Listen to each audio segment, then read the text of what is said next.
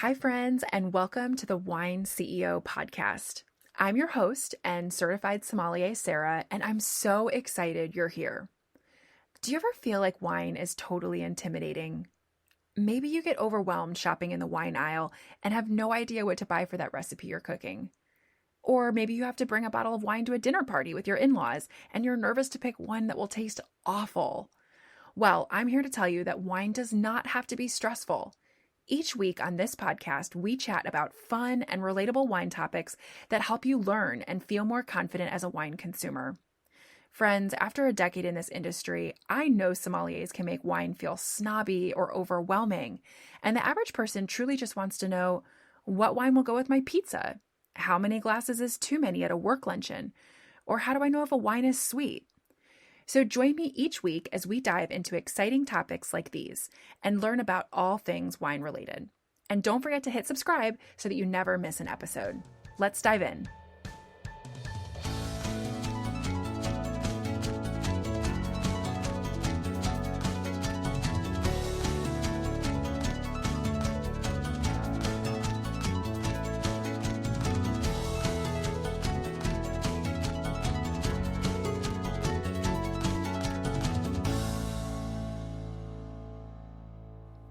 Hey there, friends, and welcome to episode number 2 of the Wine CEO podcast. This episode is probably going to be my most technical episode of the Wine CEO podcast. I'm going to do my best to not bore you, but I'm just preparing you because if you don't know how wine is made, or honestly, even what wine is, you may be confused in future episodes. And that's totally okay. Don't worry, we're going to get you there. But you have to walk before you can run. So if you don't know the basics of wine, then we can't get into all of the fun stuff later, like pairing food with certain wines and so much more. So this is really going to be an episode that helps lay that foundation and helps get you to that point of understanding really those basics of wine so that we can get to the fun stuff later. So if we're starting at the very, very beginning, what is wine? Well, simply put, wine is fermented grape juice. That's it. So literally you take grapes, you smash them to get grape juice, you add yeast. The yeast will eat the natural sugar that's in the grape juice and it creates alcohol. It's that simple. Okay, well, kind of, right? That already sounds like a little complicated. So let's break everything down. So first of all, let's talk about the grapes themselves. So there are thousands of different varieties of grapes. And what do I mean when I'm saying varieties? So think about some of the names that you're familiar with when it comes to wine. Names like Chardonnay, Sauvignon Blanc, Merlot, Riesling. So these names that you may have heard before, these are all types, or what we in the wine industry call varietals of grapes. So they're different varieties of the grape crop. The best way that I like to explain grape varieties is honestly by using apples. I think it's a little bit easier because folks are a little more familiar with apples. So when you're thinking about apples, there are Honeycrisp apples, there's Fiji, there's Granny Smith, Golden Delicious. They're all apples, right? But they're different kinds or varieties of apple. They each have different colors, they have different flavors. And so grapes are the exact same way. They all come from the same genus plant, but they're all just slightly different, which makes them taste a little bit different. And that makes the finished wine taste a little bit different from one another. Now, I know you're all about to go buy a bunch of grapes from your local grocery store, and you're going to grab that packet of bread yeast that's probably expired in your pantry, and you're going to try to make homemade wine. But slow down. Hold on there, friend. Not to disappoint you, but the grapes you find in the grocery store are not the same grapes we use to make wine. The grapes used to make wine are actually from a different species of grape than your typical American grocery store grape. The grapes that we use to make wine are actually called Vitis vinifera, and this species is native to Europe and parts of Asia. And the plants that have been transplanted all over the globe to grow these delicious grape varieties for making wine. We've planted them, in places like the U.S. and South America and Australia. So they're transplants. They're not typically grapes that you would eat or find in the grocery store. Now, it doesn't mean that you can't make wine from the grapes you'd find in the grocery store. In theory, you can, but no one really does because the wine just doesn't taste good. A lot of people have tried, but the grapes that we find in the grocery store, these typical American grapes, they don't have enough sugar to convert into alcohol in the fermentation process. So you end up just having to add like a lot of additives and nasty stuff to try and make it taste okay. And so honestly, we just use those types of grapes to make like jellies and jams and to put in our kids' school lunches. And that's honestly about it. So let's get back to the grapes that we use for wine. So remember Vitis vinifera, that's the species of grape and grapevine. And so they were native to Europe and parts of Asia. But what's so unique is that every area where they've since been transplanted, each area has lended its own characteristic to the grapes. So think about it. Grapes are a crop, right? So there are farmers, or what we call viticulturists, who are growing this crop, and they're growing it season after season. They learn what makes these plants grow well. They choose what different farming techniques they want to use. And those techniques, in combination with the local soil types and the weather patterns for that region, will affect the finished crop. So basically, what I'm saying is you could take a Sauvignon Blanc grape, and it could be the same grape varietal, so the same plant, and you could put it in California, you can put it in New Zealand, and then you can put it in France and grow them all, and they would all taste completely different. You could taste even a Sauvignon Blanc from Northern California and Southern California, and they would be similar, but they would even have slight differences in their flavor profile. And honestly, that's just because, again, of the soil types and the weather patterns, and then the regional farming practices that those different viticulturists have come together and learned, and the practices that they use. So these differences all affect the way that the finished wine tastes. And so we'll talk a little bit more about these differing tastes in the next episode. So if you're really interested in like tasting wines and understanding why each wine tastes a little bit different, definitely be sure to check out episode number 3. But we'll continue on now about how wine is made and what wine is. So I just mentioned 3 regions, right? I mentioned France, California, and New Zealand. So can grapes grow anywhere in the world? Well, okay, not exactly. So the Vitis vinifera grapes need temperate climates to thrive. So they actually grow best between the 30th and 50th parallels on the globe. And if you're a visual learner like I am, I dropped a link in the show notes. And so there's a map that depicts what these areas are in the globe.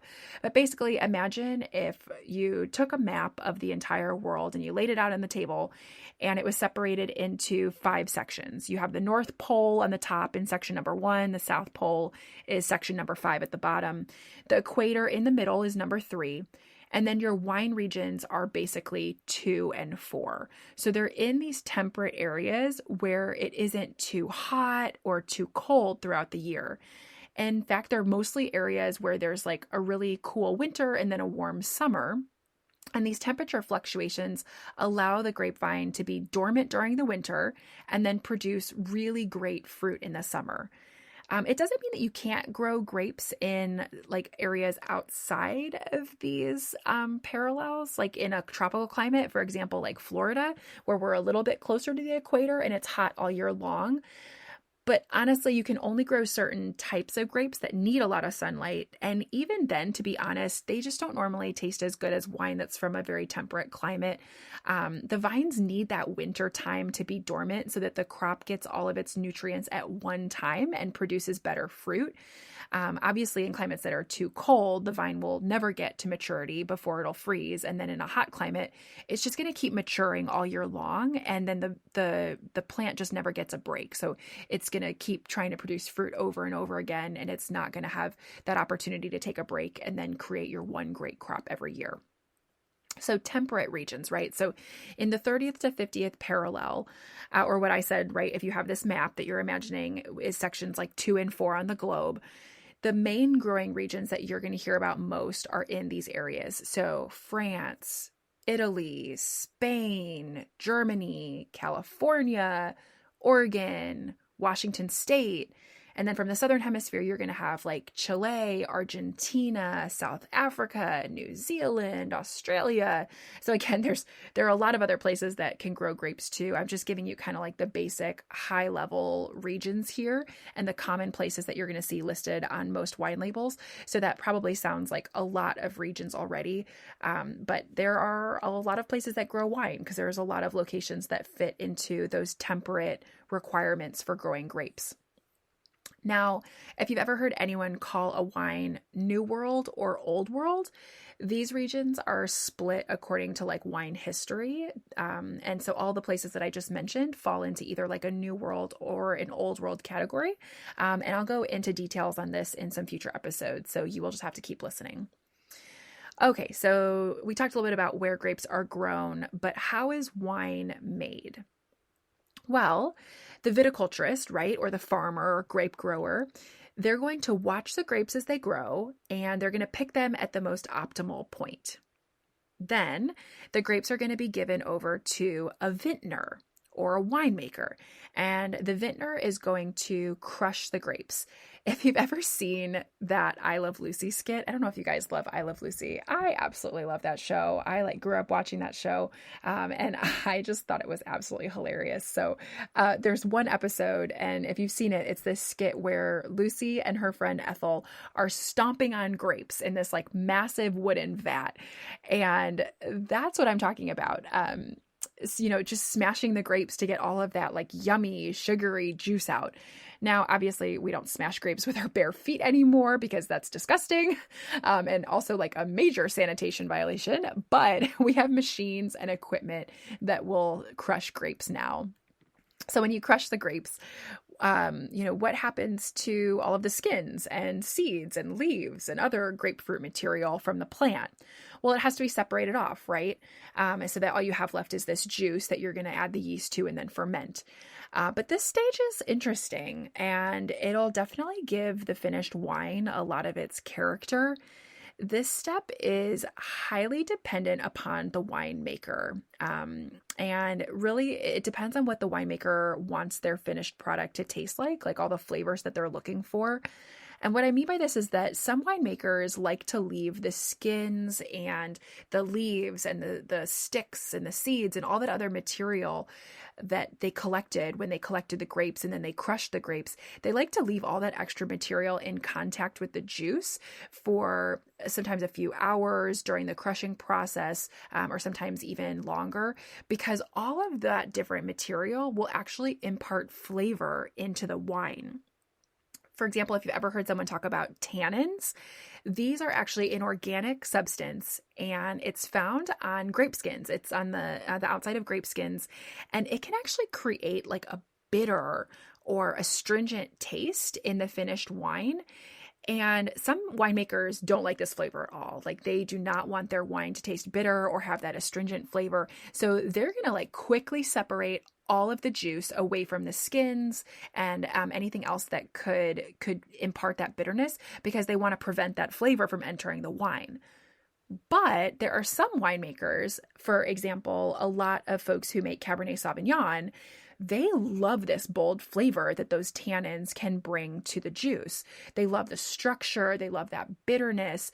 So they'll not only give the juice a lot of time in contact with the skin, but they'll actually like churn the juice in with the skins, and they'll push the skins down. They punch it down into the juice to agitate all of the particles off of the skins and get all up in that juice for a few hours before they're going to separate it off, because they want it to get all of that flavor. And it's honestly not just the flavor, but actually the color of the finished wine as well. The skin exposure, that amount of time will impact what the finished wine looks like. If you think about sun tanning, it's kind of the same concept where the longer you sit outside in the sun, the darker you're going to get, right? So the longer the juice is in contact with the skin, the more pigment the juice will actually pick up from the skins of the grapes, and then the darker the color of the juice, and therefore the darker the color of the finished wine. So the color will be richer, but remember, it's also continuing to pick up the bitterness and astringency from the tannins and other organic materials. So the winemakers really have to know what they want their finished wine to taste like. And balance is definitely key for most of them. Honestly, a lot of winemakers will have to study for like 10 to 15 years under a master winemaker before they're able to make their own wines, because they have to learn how to balance these different key parts of making the wine. So sorry, I kind of got on a little bit of a rabbit trail there, but I promise that's going to come in handy later. So we're going to take a few seconds to breathe because I know that was a lot to process. So we will just take a few moments to kind of take a step back. And like I said, this is definitely the most technical episode that we'll have on here. So I promise future episodes are going to be very fun and practical. But we need to make this strong foundation. So we'll take a really quick break and then we will come right back.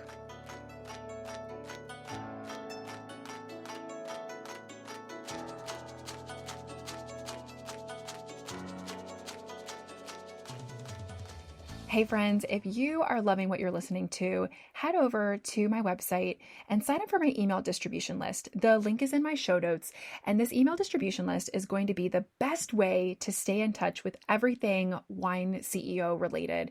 This is going to be the place to hear about all of the podcast drops. It's going to be the first place to find out about any new and exciting news, and it's also going to be the place to get hooked up with all of the cool free content that I'll be creating, like tools and amazing kits that go along with a lot of the podcasts. I know for lots of wine information, you need visuals, right? You need tools so that you can look at something and understand, or, keep on hand and be able to reference when you're going shopping and looking for different wines. It can be hard to pull up a podcast and listen to it again while you're shopping. So I'm going to be creating all of these great free tools that complement the podcast episodes really nicely. And the only way to get these tools is going to be to sign up for that email distribution list. So head over to my website, drop your email in that distribution list box, and sign up today so that you can get that beginner's guide to pairing food and wine totally free, and also be first to know about any exciting updates coming to the Wine CEO podcast.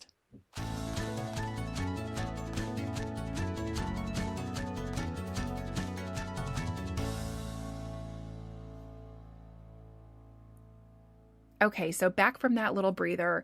So let's get back into the winemaking process. So we harvested all of our grapes, right? We harvested this crop and we crushed them. We separated out the juice. So now we need to ferment the juice or turn it into alcohol, right? So we ferment the grape juice by adding in yeast. And there are various biological strains of yeast. So again, this is not your typical like quick rising stuff that you buy in the grocery store in the bread aisle. There are a lot of different yeasts, and it's really up to the winemaker to decide which one they think will taste better with the grapes that they're growing. There are actually naturally occurring yeasts as well that are found just in the air, like in the environment. We don't realize it, but there's natural yeast that's all around us. And so, believe it or not, early winemaking was actually made by leaving massive vats of grape juice open and like out in the fields. And over a few days' time, natural yeast in the air would just land in the juice and it would naturally begin the fermentation process. Now, we don't really do this as much anymore. You'll find some winemakers that do, but for the most part, we don't really use this process anymore because a lot can go wrong, right? Like when you just leave juice out like that, you can get bacteria in the juice. You can just get other things in it that could make the juice spoil or taste awful. So now we use biologically controlled yeast strains and we add them to the juice. And the yeast is alive, right? It's a living organism. So just like it's found in nature, it's alive when it's added into the juice, and it needs to eat to stay alive. It's as a living organism, it needs something to feed off of to stay alive. And what yeast feeds off of is sugar, which is great because sugar is naturally occurring in grape juice. So the yeast will eat the sugar, and then the result of this chemical process is that it gives off alcohol. That's the byproduct. Now, Sadly, when all of that food or sugar is gone, the yeast will die. And at this point, fermentation ends and the juice has all of the alcohol in it that it's going to get. So you may be wondering, okay, wait, Sarah, if the yeast eats all of the sugar and then it dies, then why are some wines sweet wines if all of the sugar is gone? I've had sweet wines and they taste really sugary. Great question. So yes, yeast dies when all of the sugar is gone, but winemakers can also kill the yeast before it eats all of the sugar. So they can actually heat the juice to kill off all of the yeast, and then that will leave some of the sugar behind. So the winemaker can decide if they want a sweeter wine or if they want a more dry wine by deciding when they're going to stop the fermentation process. But think about it. If the more sugar leaving the juice means higher alcohol, then that means that most wines that are very dry and not sweet will have higher alcohol content than wines that are still pretty sweet, right? And didn't have as much sugar converted into alcohol. So it's interesting to note that some winemakers will actually add sugar to the juice if they don't feel like their harvest was sweet enough, because they may want to be able to get this really high alcohol content in their finished wine. So you can add this extra sugar in, and then that's going to give more sugar for the yeast to eat and convert into alcohol. Because if there's just that little bit of sugar, right, you're only going to get a little bit of alcohol. Now, this process isn't allowed everywhere. In Germany, for example, it's actually illegal to add sugar into your grape juice. So if you had a bad year and let's say you had like excess rain or low sunlight or whatever, sorry about it. Like you're making dry wine that year and it's going to have low alcohol content. And that's just what it is. And that's why you'll sometimes hear people say things like, oh, 2008 was a great year or 2015 was a bad year in this particular region. And it may have been because there was poor weather, which then affected the finished crop, that just didn't allow the winemakers to make this particular style of wine that they normally make. So again, we'll talk more about this in some future episodes when we talk about like different vintages and ages of wine. So we'll definitely talk about that in a future episode. But it's just good to know that you do have to have a certain amount of sugar in the grape juice in order to convert it into alcohol. And so in some regions, they will actually add sugar to make the wine have more sugar content to make it have a higher alcohol content in the finished product. Okay, so then after fermentation, the wine will be aged, and it can be aged for various lengths of time, everywhere for like a few days to months or years, depending on the style of wine and the winemaker's preference. And some winemaking regions will even place minimum aging restrictions on wines. And we'll talk about this in the future. It could be that in a particular wine region, in order for you to call the wine that you're making a particular name from that region, they may require you to age that wine for 2 years in oak barrels or for 2 years in the bottle or something. So there's definitely a lot of different restrictions that different regions have. I would say for the most part, wine is commonly aged in oak barrels, stainless steel vats, or in glass bottles.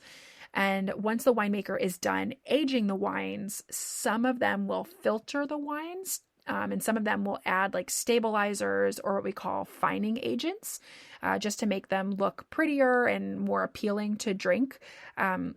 Remember that wine is a business, right? And so the winemaker wants it to look pretty and be pleasing to the eye so that people want to buy it. And I'll actually do a whole episode on this process in the future. I'll talk a little bit about like what natural wines are, what vegan wines are, and then the movement to drink less processed wines, because you'd be amazed. There's actually a lot of stuff that goes into your wine that you might not know about, and it makes most wines actually not vegan. So more to come in a future episode for that. Okay, so lastly, after the aging process, the winemaker will bottle the wine and sell it. And that's the whole process. So definitely a lot to follow. But it's really good to know, again, the basics of just kind of how wine is made so that you have that overview. So if you've ever been drinking wine and you heard someone say something like, oh, I can taste green apple in this, or I'm getting lots of fresh berry notes. You're probably thinking like, okay, wait a second, Sarah, you didn't mention green apples or berries in the winemaking process. So at what point did they put the lemon into the wine, or at what point did they put that green apple into the wine? Well, I hate to disappoint you, but these things aren't actually in the wine. Wine is truly just grape juice. That's it. Winemakers don't add other fruits or additives or, anything else into the wine to get these particular flavors. So then where do these flavors come from? Like, what are those people talking about when they're tasting the wine and they're saying they taste green apple in this wine?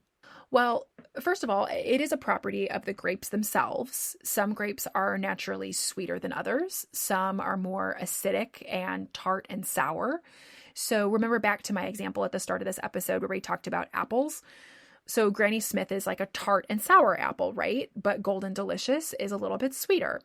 So when you think about something tart and sour like a Granny Smith apple, you're probably thinking like lemons and acidic things that make you pucker and almost feel really like tart and acidic on your teeth. So when a wine taster is saying that they're picking up on like lemon in the wine, what they're saying is that they can taste sour, tart characteristics that remind them of the flavor of a lemon. And what the taster is trying to do is relate the flavors in the wine to another flavor in their memory so that they can differentiate this particular wine that they're tasting from others. And some of the flavors in the wine will come from the environmental factors. Like, for example, you might taste salinity. If the vines were located near salt water, there might be some salt that you can truly taste in the finished wine. Or honestly, if there's like particular minerals in the soil where that grapevine was grown, you could truly taste those minerals. You can pick that minerality up in the taste of the finished wine. So as a new taster, it can be really difficult to pick up on a lot of these characteristics. So definitely don't feel left out or intimidated if you have no idea what a sommelier or advanced wine taster is picking up on. If you go to a wine tasting and everyone's sitting there and they're like, "Ooh, yes, I can definitely pick up on the raspberry notes." Don't panic. Don't feel left out. It's okay. It takes a lot of time and honestly, lots of practice and lots of comparative tastings where you're sitting with like 5 to 10 wines in front of you and you're tasting them all to learn how to compare what you're smelling and tasting and how to understand what notes you're picking up on. And I'll actually do future episodes about tasting wines and how to pick up on some of these characteristics. But for now, just know that wines are made from grapes. And these descriptions that are used when tasting wines are simply that. They're just descriptors. They're used to help distinguish between different wines, and they have nothing to do with the ingredients that are added into the wine. Okay, so congratulations. You made it through that whole episode. There was a lot of technical info in there, and this will be one of our longer episodes. So I'm really proud that you listened all the way. There's going to be so much more fun future episodes that'll talk about specific questions from winemaking, like does it matter if my wine has a cork versus a screw cap, and how are fortified wines like sherry and marsala made? Are they different from normal wines? Like so many fun topics about the winemaking process. But hopefully this is just a really great base of understanding to just kind of have that foundation of how wine is made. And I'm hoping that it'll really set the stage for what you need to understand a lot of topics in the weeks ahead. So don't be afraid to go back and re-listen to this episode and maybe make some notes if there were some things that you learned and you wanted to listen to again, and make sure you understand clearly, because this is going to be a really good episode to reference if you want to make sure that you feel comfortable understanding some of the terminology around the winemaking process. So thank you so much for listening. And if you are ready for more wine content right now, episode 3 is already posted and ready for you to start listening. This episode is all about the lies that you have been told about wine, why it's okay to break some of those lies, and just kind of these age-old wine rules that are no longer the truth. So I can't wait to hear what you all think. So after you listen, be sure to leave a review on my podcast wherever you listen. This will help new listeners find the show and hear about why it's so great. So definitely leave a review. And again, I love hearing your feedback. So don't be afraid to take a screenshot of this episode and post it to your stories or send me a DM on Instagram. I would definitely love to hear from you all. So thank you again so much for listening, and I will catch you all in episode number 3.